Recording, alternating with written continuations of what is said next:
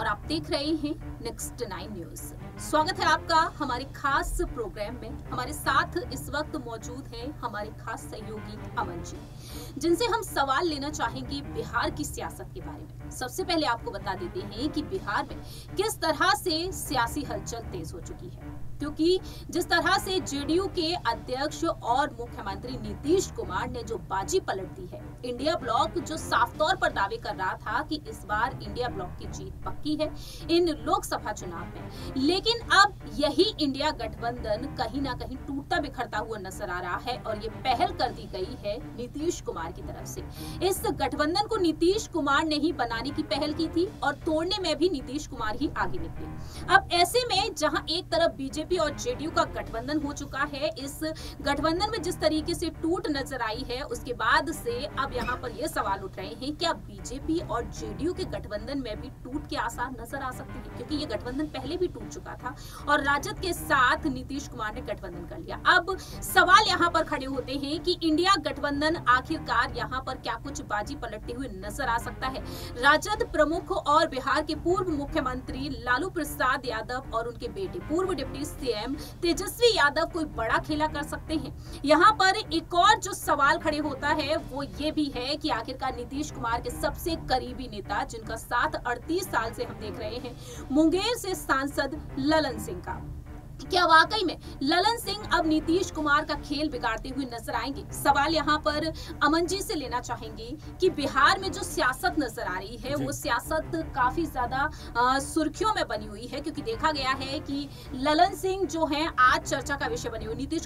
नीतीश कुमार ने बेशक सरकार बना ली हो, 9वीं बार मुख्यमंत्री बन चुके हों, लेकिन सवाल यहाँ पर ललन सिंह को ही लेकर क्यों उठ रहे हैं, क्योंकि हम देख रहे हैं कि बिहार में जिस तरीके से लालू यादव और उनके बेटे तेजस्वी यादव ईडी के चंगुल में फंस चुके हैं, तो ऐसे में ललन सिंह को लेकर जिस तरीके से सवाल खड़े हो रहे हैं, उससे लेकर आप क्या कहना चाहेंगे? देखिए, बिल्कुल ललन सिंह का आप जिक्र कर रहे हैं और चूंकि बिहार की राजनीति में ललन सिंह का नाम काफी बड़ा है। जेडीयू के अभी तक अध्यक्ष थे, लेकिन 2 महीने पहले जिस तरह से उनको हटाया गया, उसके बाद सारी की सारी ये जो चीजें थी निकल के सामने आने लगी कि क्या नीतीश कुमार और ललन सिंह के बीच जो है रिश्ते बेहद खराब हो गए, तल्ख हो गए, क्योंकि उनको जिस तरह से जो अध्यक्ष पद से हटाया गया वो अपने आप में कई तरह के सवालों को जन्म दे गया कि आखिर जो नीतीश कुमार है उन्होंने किस वजह से ललन सिंह को ऐसे मुख्य कह सकते हैं पद से हटाकर उनको महज एक सांसद के बतौर जो है रहने दिया है। तो क्या आपस का जो कह सकते हैं रिलेशन है वो खराब हो गया, क्योंकि लगभग 38-40 साल का उनका रिलेशन है। तो ऐसे में क्या ये जरूरी नहीं था कि ललन सिंह को कोई अच्छी पोस्ट दी जाती, क्या ललन सिंह का जो कद है उसको और मजबूत किया जाता? आपको बता दूं कि नीतीश कुमार के बारे में अगर आप बात कर रहे हैं तो देखिए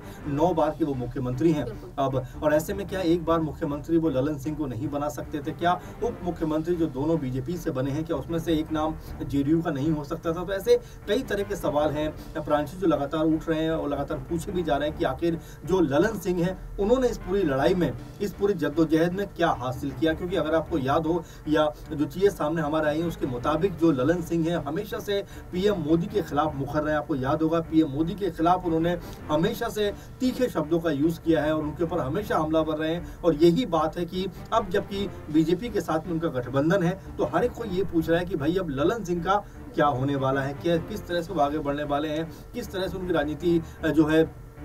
आने वाले वक्त पे नजर आएगी, क्योंकि सांसद है और आने वाले दिनों में चुनाव भी होने वाले हैं। तो ऐसे में क्या उनको एक बार फिर टिकट मिलता हुआ भी नजर आएगा या फिर उनका भी टिकट इस बार कट जाएगा? क्योंकि जेडीयू को लेकर कई तरह की चीजें सामने आ रही है कि जेडीयू को जो कह सकते हैं कि इस समय सर्वे सर्वा है नीतीश कुमार, वो अपना जो विश्वास था एक तरीके का वो खो चुके हैं। तो ऐसे में क्या ललन सिंह को एक बार फिर ये अहम जिम्मेदारी दी जाएगी? उसको लेकर लगातार सवाल उठ रहे हैं। देखिए, आज जिस तरीके से ललन सिंह को लेकर जो सवालों का दौर तेज हो चुका है वो इस वजह से भी है क्योंकि आज देश के प्रधानमंत्री नरेंद्र मोदी जी से उनकी खास मुलाकात हुई है। संसद में उनकी मुलाकात हुई है, हाथ में गुलदस्ता लिए हुए वह नजर आए हैं। साफ तौर पर ये दावे किए जा रहे हैं, कुछ तस्वीरें भी सामने आ रही हैं। तो ऐसे में ललन सिंह की जो मुलाकात हुई है पीएम मोदी से, इस मुलाकात को लेकर पहले तो ये कहा गया कि नीतीश कुमार की सरकार का जो गठन हुआ है, अब यहाँ पर मंत्रिमंडल को लेकर सियासत तेज हो चुकी है, क्योंकि अब विभागों का बंटवारा किस तरीके से होगा, विभाग कैसे बांटे जाएंगे, तो इस मुद्दे पर ललन सिंह चर्चा किए हैं, ये बातें कही जा रही है। हालांकि यहाँ जहां पर देखा गया कि काफी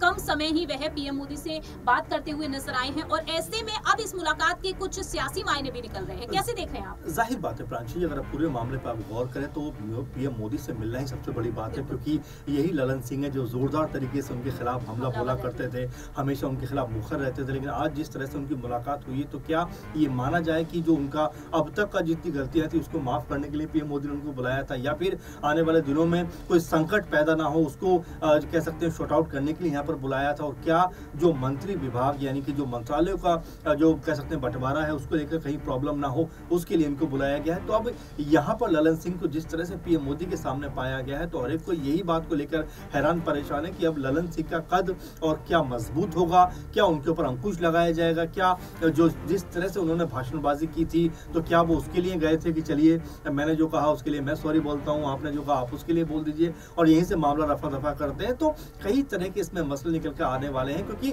देखा जाए तो आने वाले दिनों में बड़ा उलटफेर बिहार की राजनीति में प्रांशी जी नजर आने वाला है। आपको पता हो जिससे फ्लोर टेस्ट होगा उसमें क्या भूमिका होने वाली है, किस तरह से होने वाला है, क्योंकि लगातार जो आरजेडी भी है वो भी लगातार अगर देखा जाए तो इस पे पैनी निगाह बना कर रखे हुए कि जहां भी थोड़ा सा भी मौका मिले और वो एक बार फिर सत्ता के ऊपर काबिज हो जाए। तो फिलहाल ललन सिंह की भूमिका मुझे ऐसा लग रहा है प्रांची जी कि यहाँ से बड़ी होने वाली है। आखिरी कुछ सवाल लेना चाहेंगे। नीतीश कुमार ने जिस तरीके से ललन सिंह को जेडीयू के अध्यक्ष पद से हटा दिया और उस अध्यक्ष पद के बारे में बात कर ली जाए तो कहीं ना कहीं सुगबुगाहट यहाँ पर तेज हो चुकी थी बगावत करने की कि वह तेजस्वी यादव को मुख्यमंत्री बनाना चाहते थे और राजद के नेताओं के साथ यहाँ पर उनकी नजदीकियां थी,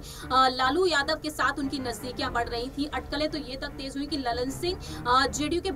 10 से 12 विधायकों का समर्थन पा रहे थे और ऐसे में तेजस्वी को मुख्यमंत्री बनाने की कवायद काफी वहां तेज हो चुकी थी। इसी वजह से अध्यक्ष पद उनसे वापस ले लिया गया। तो ऐसे में क्या नीतीश कुमार से आज भी वह खफा है? क्या वाकई में यहाँ पर अब फ्लोर टेस्ट से पहले एक बड़ा हेरफेर देखने को मिल सकता है? देखिए प्रांशी जी, आपने अभी तक ललन सिंह के मुंह से कोई अहम बात नहीं सुनी होगी बिहार को लेकर, क्योंकि वो अमूमन खामोश है जब से ये पूरे का पूरा पाला बदलकर नीतीश कुमार बीजेपी की तरफ आए हैं। एक बात, दूसरी बात ये है कि ललन सिंह को जिस तरह से हटाया गया वो अपने आप में काफी ज्यादा हैरान करने वाला हो गया, क्योंकि जिस तरह ललन सिंह का कद रहा है, और देखिए आपस में भले ही मतभेद हो मनभेद हो लेकिन उसको इस तरह से जाहिर नहीं करना चाहिए, लेकिन नीतीश कुमार ने खुलकर इसको जाहिर कर दिया, जिससे ये साबित हो गया कि आपस में जो ताल्लुकात हैं, संबंध है, जो रिलेशन है वो अब फीका पड़ चुका है। ऐसे में क्या वाकई ललन सिंह के साथ में नीतीश कुमार की जो दूरियां हैं वो खत्म हो सकती हैं? क्योंकि लगातार ये कहा जा रहा है कि ललन सिंह एक बड़ी भूमिका निभा सकते हैं और जब फ्लोर टेस्ट होगा तो वहां पर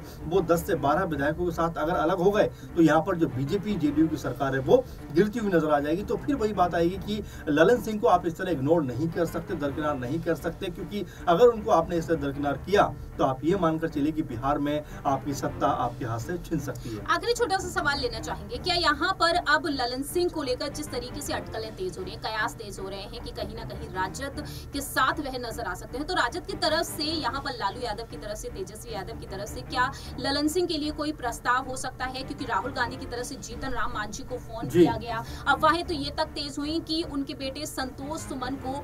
उप मुख्यमंत्री राजद बनाना चाहती है, लेकिन उन अटकलों पर विराम जीतन राम मांझी भी देते हुए नजर आए। देखिए बिल्कुल अभी बहुत सारी संभावनाएं हैं, कयास बहुत सारे हैं, क्योंकि अभी कह सकते हैं कि आगाज मोहब्बत है, अभी सब कुछ बेहतर लग रहा है, लेकिन जैसे जैसे चीज़ आगे बढ़ेंगी और आपने जो